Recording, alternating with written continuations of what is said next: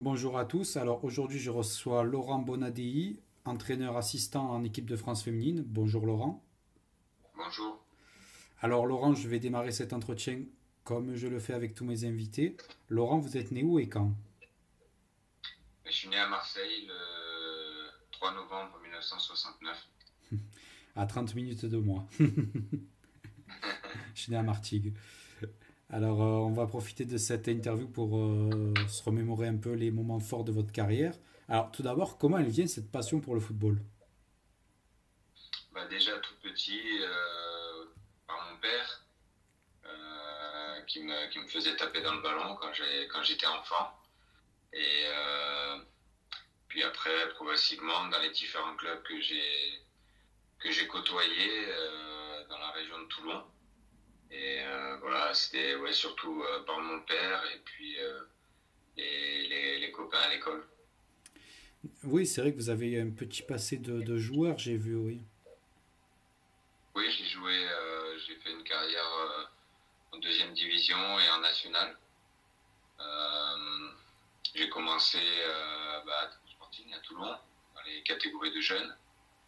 Ensuite, j'ai été à Grenoble où j'ai été stagiaire pro pendant 3 ans, entre 88 et 91. Puis j'ai eu un passage à Valoris de 3 années. C'est là où j'ai rencontré Hervé Renard.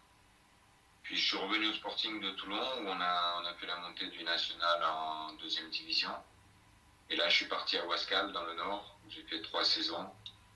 Après, j'ai eu un petit passage où je me suis retrouvé sans club. J'ai fait 6 mois à Marly, à côté de Valenciennes. Et puis, je suis revenu à Wascal.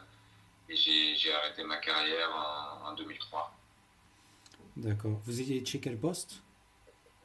J'étais milieu de terrain assez polyvalent, soit sur le côté, soit dans l'axe, plutôt offensif, on va dire.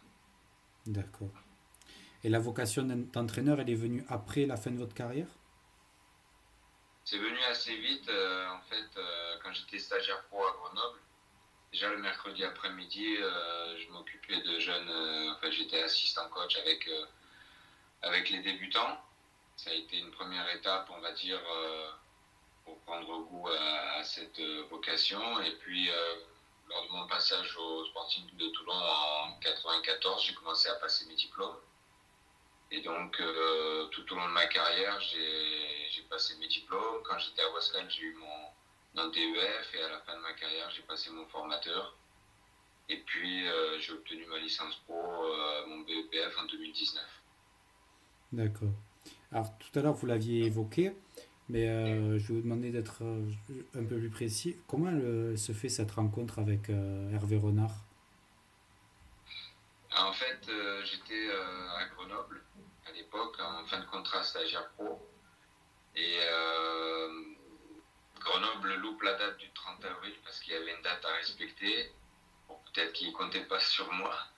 Et je fais une bonne fin de saison. Valoris me contacte. Grenoble revient à la charge, mais j'avais donné ma parole à Valoris. Ça a été le destin.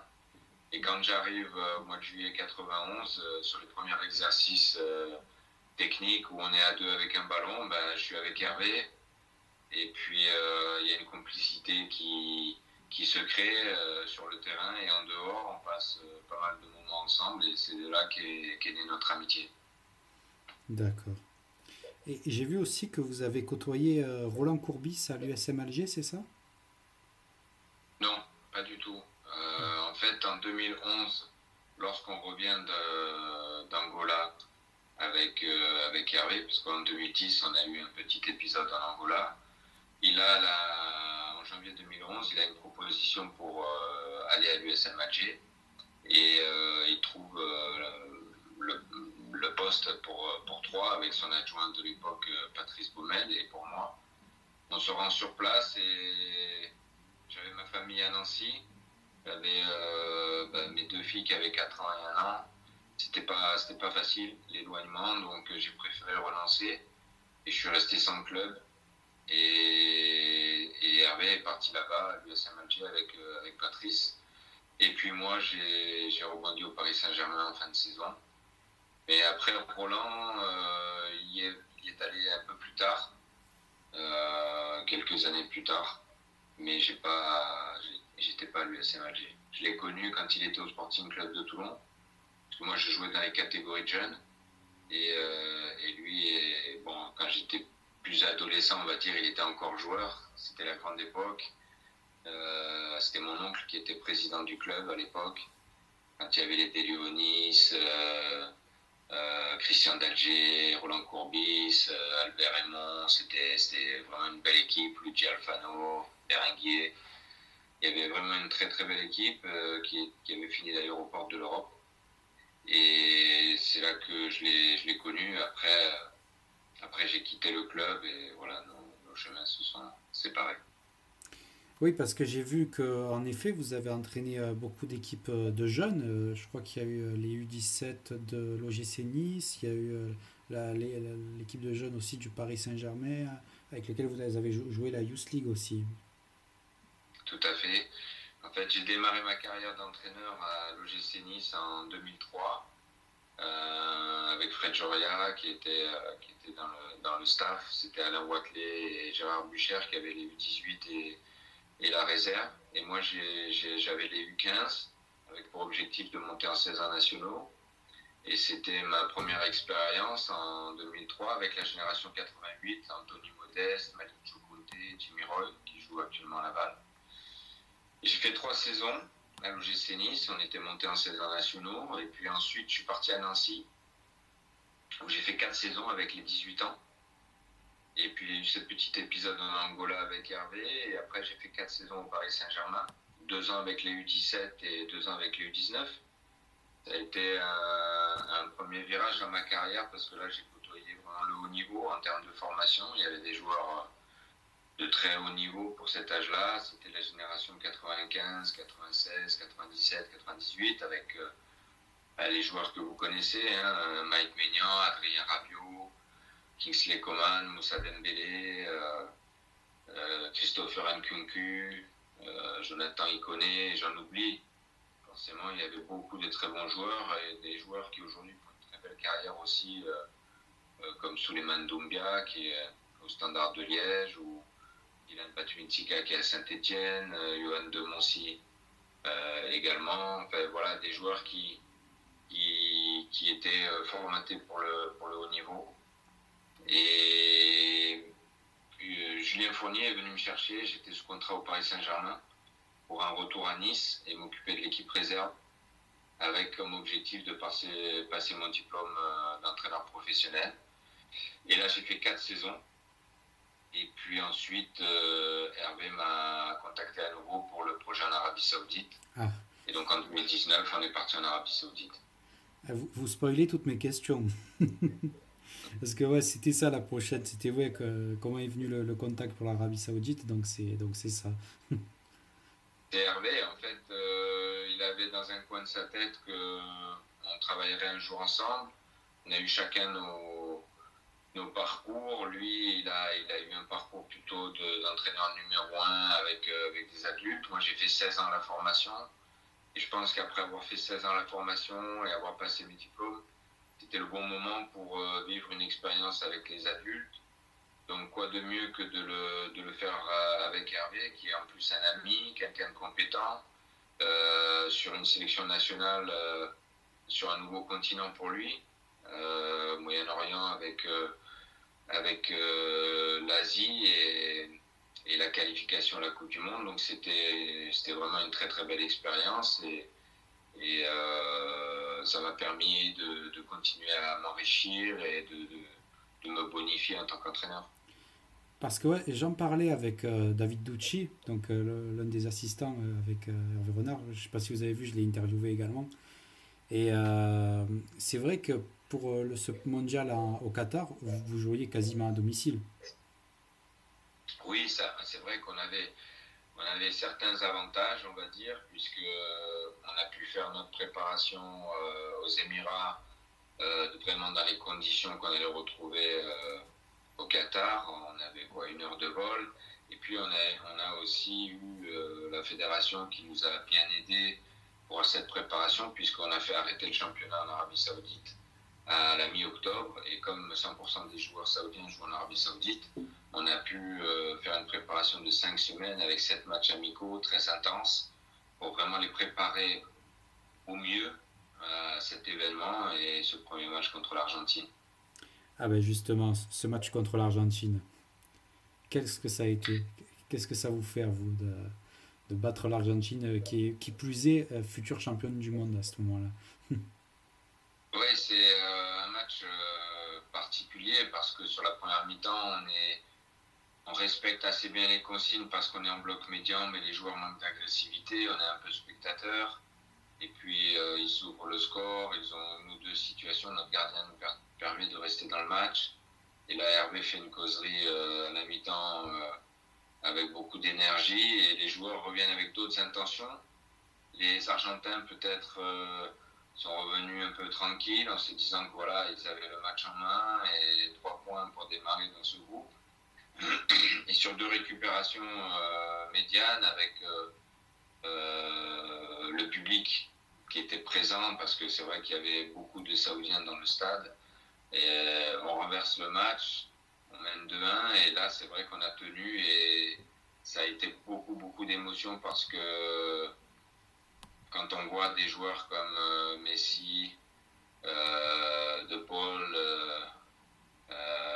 complètement livides, ils étaient blancs comme des linges à la fin du match, ils n'ont pas compris ce qui leur arrivait. Et bon, on savait qu'ils allaient réagir. Et leur deuxième match contre le Mexique a montré que sur le but de Messi, ils ont eu un soulagement et que ça y est, leur compétition était lancée parce qu'ils avaient une grosse pression. Ça faisait, je crois, 39 matchs qu'ils étaient invaincus. Donc on a cassé aussi une série incroyable. Mais voilà, au final, c'est eux qui sont champions du monde. Et puis nous, malheureusement, sur le deuxième match contre la Pologne, on a manqué l'égalisation sur un penalty, on a manqué peut-être un peu de fraîcheur et puis on n'a pas réussi à sortir de ce groupe. Mais vous êtes à jamais dans l'histoire d'un pays. Parce que C'est vrai. je crois que ils ont déclaré le jour où vous avez gagné ce match-là, jour férié, je crois, non? Ouais, le lendemain, ça a été un jour férié dans tout le pays, ça a été une fête incroyable qu'on n'a pas pu vivre parce qu'on était nous au Qatar en train de récupérer et de se préparer pour le match suivant. Mais effectivement, ça reste dans l'esprit des gens et ça restera longtemps.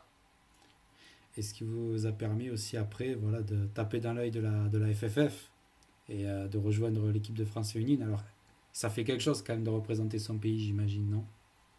Oui, c'est vrai que Hervé, bon, ça faisait 4 ans qu'on était en Arabie Saoudite, on avait malgré tout un contrat jusqu'en 2027.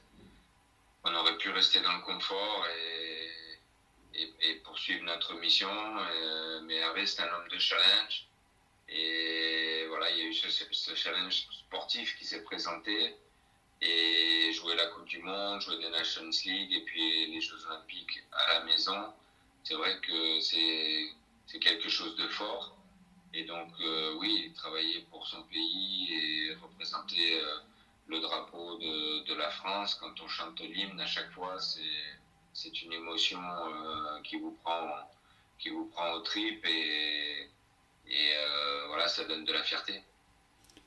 Alors, pour les 2 dernières compétitions que vous avez jouées, la Coupe du Monde avec cette défaite au tir au but et la Nations League avec cette défaite en finale contre l'Espagne, j'imagine qu'il y a beaucoup de frustration quand même, au vu des scénarios. Oui, sur le match de l'Australie, c'est terrible cette série de tirs au but. C'est la plus longue série de tirs au but, hommes et femmes confondus en Coupe du Monde. Et je pense que dans le match, on avait la possibilité de l'emporter. On a ce but qui nous est refusé. Il y a peut-être une main décollée qui aurait pu être sifflée. On a une belle occasion avec Maël Lacrar. Voilà, donc ça laisse un peu de regret. Et après, la série des tirs au but, c'est toujours. Ça a été un moment très difficile et douloureux, mais encore plus pour les joueuses qui ont échoué dans cet exercice. Quant à la Nations League, on dira que c'était la première fois que l'équipe de France atteignait une finale, une compétition intercontinentale. Donc on va dire qu'on a franchi un palier. On a battu l'Allemagne en demi-finale, quand même un match qui était âpre. Quand on voit que l'Allemagne, au final, a gagné 2-0 aux Pays-Bas derrière, on se dit que c'était quand même une belle performance.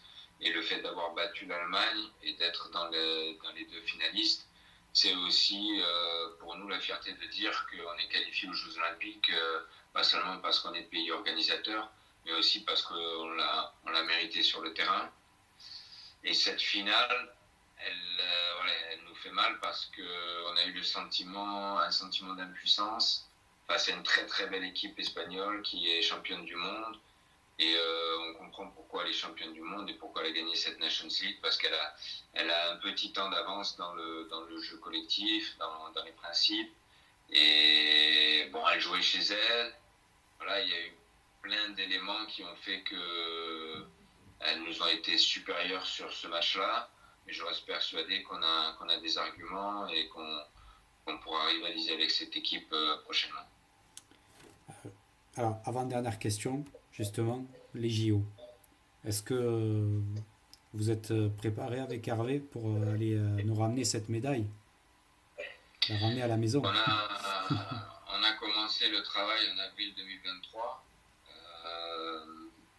À chaque stage, on apporte quelque chose de nouveau pour faire progresser cette équipe et ses joueuses. On n'a pas eu beaucoup de temps avant la Coupe du Monde. On en a eu un petit peu plus avec la Nations League. On a la chance avec ces deux Nations League qui se succèdent d'avoir des matchs de très haut niveau et avec beaucoup d'intensité, ce qui fait qu'on doit élever notre niveau de jeu et ça c'est très intéressant pour la préparation au JO. On a une deuxième phase là, de Nations League où on a eu un groupe très, très difficile puisqu'on a tiré sur les chapeaux 2, 3 et 4 les meilleures équipes, à savoir l'Angleterre, la Suède et l'Irlande. Et la Suède et l'Angleterre étaient des demi-finalistes à la dernière Coupe du Monde, ce qui veut dire qu'avant ces JO, on aura joué les 4 demi-finalistes de la Coupe du Monde. On aura joué l'Espagne, on a joué l'Australie en Australie, et on va jouer la Suède et l'Angleterre à domicile et à l'extérieur. Donc je crois que ces deux Nations League, normalement, doivent nous permettre d'être prêts pour cette compétition des Jeux Olympiques avec une bonne préparation. Maintenant, les Jeux Olympiques, c'est 3 groupes de 4 équipes. C'est quasiment les 12 meilleures équipes du monde. Donc ça va être très relevé. On aura l'avantage d'être à domicile. Ça reste un avantage, je considère que c'est un avantage. Et avec notre public, on est capable de faire de belles choses comme on a fait contre l'Allemagne. Et on vous le souhaite. Alors, dernière question, la question que je pose à toutes les personnes que j'interviewe. La personne que vous me conseilleriez d'interviewer? Je vous conseillerais d'interviewer Hervé, puisque si vous avez déjà fait David Tucci, on va dire que maintenant il ne vous reste plus qu'à interroger Hervé Renard. Ça va être dur, mais bon, je perds pas espoir. En tout cas, je vous remercie d'avoir pris de votre temps. Je vous laisse aller voir le match d'Europa League. Allez l'OM et allez la France. Et en tout cas, homme ou femme, moi en tout cas, je soutiens les deux et j'espère que vous allez nous ramener cette médaille et que du coup, vous serez les premiers à faire remporter un trophée à l'équipe de France féminine. Merci beaucoup, on va tout donner pour ça. Merci, en tout cas, on est avec vous. Merci. Au revoir, monsieur.